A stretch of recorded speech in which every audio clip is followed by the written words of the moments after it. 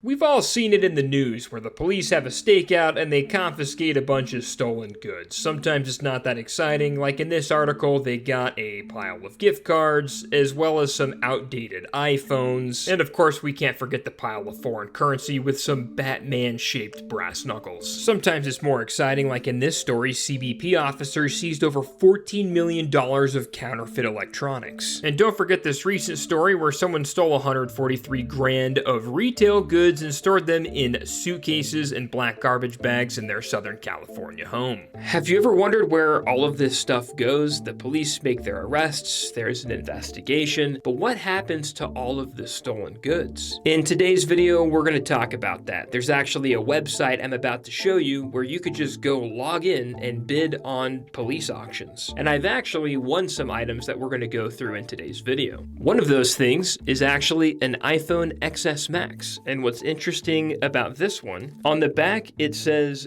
demo, not for resale. Was this stolen from an Apple store? Where did this come from? But I also won a bunch of cell phones, and in today's video we're going to go through those and see if there's any information on the phones, or these were just phones from people that got arrested and never picked them up. So sit back, relax, hope you guys are entertained by this video, and if you get to the end and you liked what you saw, feel free to subscribe because I make videos like this every single week. Let's flip the camera around and get right into it. So that website I was talking about, it's propertyroom.com. Anybody can go onto the website and create an account with an email. You do link a card if you want to bid, but basically, law enforcement agencies are required to auction seized, found, and unclaimed property at public auction. And seized property, yeah, that does include police evidence. If you think about it, it's almost like an eBay for law enforcement agencies, and the stuff you can find on this website is very interesting. So here's my bid or activity history, and you can see that I won an iPhone XS Max for under 150 bucks, brand new, sealed in the box. I also bid on some 10 karat gold grills with the initials CR, unsure what those stand for, but I bid 60 bucks and lost at 100. I wish I would have paid more because this is so sweet. I also won this lot of cell phones and a tablet for a total of $1, but unfortunately the shipping was like 17. Either way, I won, and I'm excited to take a look. In the end, I bid a total of $228 and won quite a bit, mostly electronics.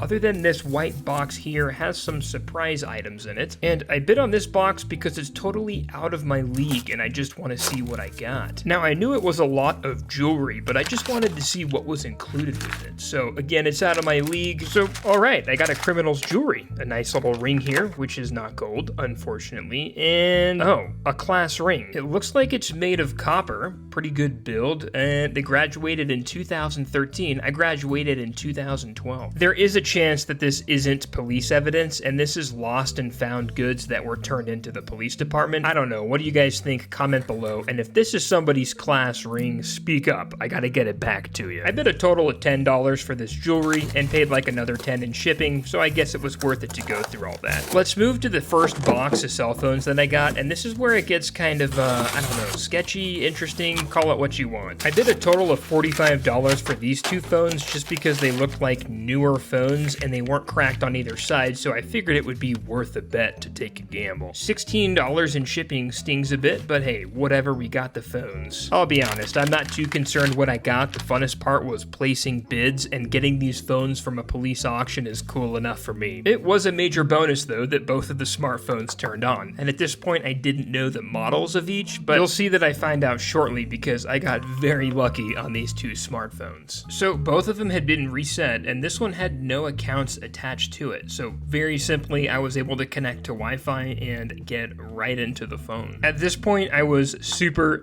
excited, and this is a Galaxy A32 5G if you hadn't guessed yet. It's worth 60 to 70 bucks on eBay. Not bad. But my luck was rather short-lived because when I moved over to the second smartphone I realized that it had a Gmail account locking it, also known as an FRP lock, which I'm about to talk about, and this is where it gets sketchy. Stay tuned. So I got a Galaxy A32, and the one on the right that is Gmail locked is a Galaxy A03s. Unfortunately, it does have a lock to it, so I'm not going to mess with that right now. So let's move over to another box of smartphones that I got, and this one is weird because A, I got it for, what, $19. Like, these models are really out of date. I wouldn't know what these are unless they had the name on the back. So this one's a Galaxy Express 3. Well, there was actually 2 of these Galaxy Express 3 models. It's just this one's got human feces or something else crusty stuck to the screen. Yeah, I need to be wearing gloves, but this is all part of the adventure, guys. There's also these 2 models. These are the Galaxy Express on 5, and they look to be in fair condition. The only thing is the back camera on one of them has been absolutely smashed. I was able to get 3 of them to power on, and the other Express 3 did not power on, unfortunately. Now, with this lot, I had some really bad luck, and we're going to talk about the FRP lock again. When I tried to set up each phone, I got this notification that an unauthorized attempt had been made to reset the phone. And the reason this is sketchy is because these phones all came from police departments or law enforcement agencies, and they made an attempt at resetting these, and they did this by performing a hard reset, which means none of the data has been cleared on these phones because of the FRP lock. FRP stands for Factory Reset Protection. Essentially, if someone steals the phone and there's a password, and someone wants to do a hard reset and get into the phone, the FRP is designed to protect the user's data so nobody could reset the phone and get into it. I highly recommend anyone who has a Samsung device to make sure their Samsung account is also locked to the phone, as well as all of their biometric data. What's really interesting is that Property Room is auctioning off these phones. I don't think they understand that an FRP lock can be very easily bypassed. And if these phones are truly evidence from a crime or from arrests, or even if they're lost and found, once somebody bypasses these FRP locked phones, all of the photos, all of the texts, all of the other data and user information that is very sensitive can be accessed by someone who bypasses these FRP locked phones. Definitely not good, but let's talk about this phone. It's a brand new iPhone XS Max, sealed in the packaging, and it says demo, not for resale. Now, I'm dying to know,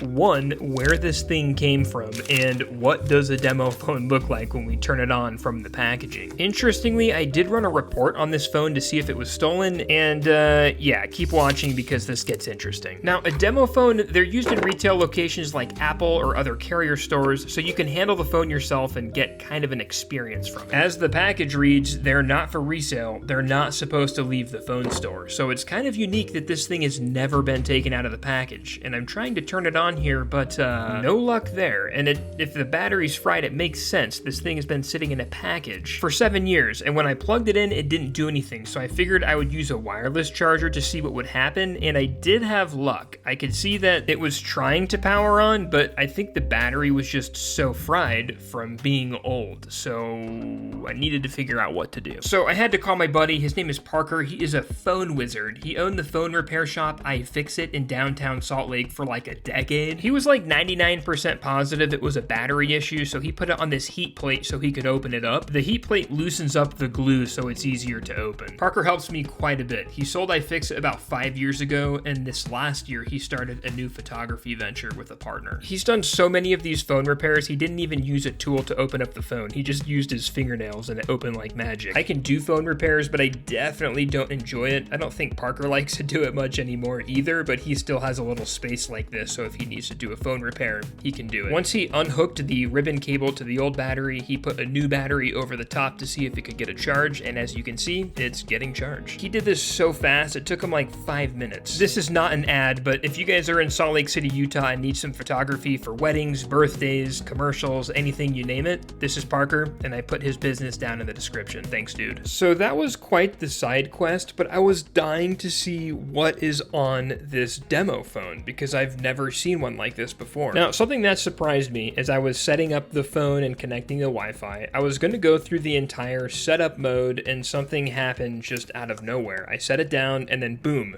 it got to the home screen. There was no setup. So yeah, I just connected to Wi-Fi and I didn't need to set anything else up, and there's a bunch of applications installed on the phone, which we're going to take a look at in a few seconds, but I first want to take a look at the software of the phone. The main thing is I wanted to see if there was an IMEI number or if it was all zeros, and there was an IMEI number, and I checked it on a website called Checkmend to see if it was stolen. And as expected, as you can see with the red X, this phone was stolen, and I believe from a retail store. There there is a chance that it was lost in the mail and for some reason returned to the police department or something similar, but I just don't see that being the case. The coolest part is all of the iPhone photos that you typically see in the Apple Store on those demo phones. This phone has them all. Never seen that before. I also think these photos are interesting because sure, the iPhone has a good camera, but is the camera that good? I don't know. Of course, it's got the demo phone videos as well. That's always cool. There's quite a few photos and videos, but of course I'm not going to go through them all. Now, as for all of the pre-installed applications, unfortunately, none of them open up. Every time I click on one, they just automatically close, and it's the same for every application, not even just the games. It's like literally every application did that. Oh, and yeah, the fake iMessage messages, those are there too, and you could go through and see full-on conversations. I'm not gonna lie, one of my first times in the Apple Store, I thought people were actually texting people, but these are just obviously fake. Now, I wanted to try to sign into iCloud because I thought that's like why the apps weren't working. Maybe they needed updates, and I successfully logged in, but it had nothing to do with the apps. Also, I tried putting my SIM card in, and that didn't work either. But I've got a unique phone here with a mysterious story, and I'll take it. It's gonna be an awesome desk weight. I love it. Which brings us to the last box. Now, this consisted of 2 auctions, but I paid a total of $12 for both sets of phones, but the shipping was $40 freaking dollars. Now, I'm not going to go through every phone because so many of these were locked, and this crusty phone isn't even worth looking at. This thing has rabies, and this device here was also FRP locked. But what made it worth it was these 4 cloud phones, which we'll talk about in a bit, as well as this LG phone. If you know the name and model of this phone, comment below. This is one of my favorites. Now, when I said these cloud phones were worth it, it's not because they're worth much. They're like a tier below budget phones, but none of them were locked, and I can actually get some use out of these. And they're actually running Android 12, which isn't horrible. I'm just curious to know if anybody knows much about these devices and if you've used them before or daily driven them. They also have a whopping 8 megapixel back cameras. They also have some of that dual SIM action, but my assumption is going to be that all 4 of these were like burner phones. I have no idea. My first impression was that these were government phones, but based on my research, they're not. Unless my research is wrong. The other 2 of these, one powers on and one is smashed. And guys, I swear I should be wearing gloves for this entire video, but yeah, like I said, it's part of the adventure. Unfortunately, the tablet is, the battery's also fried and the screen's also obliterated with scratches, but I'm sure somebody could get some use out of it. Eventually, I'll create an eBay auction and I'll let you guys know where you could bid on it, and the highest bidder can take these phones. I thought making this video was pretty fun, and if you guys want to gamble with some of your money and see what you could win on propertyroom.com, go ahead and give it a shot. Thank you guys so much for watching the video. I hope you enjoyed, and if you thought this was entertaining, be sure to subscribe, because like I said, I upload videos like this every single week, and we'll see you in the next one. See ya.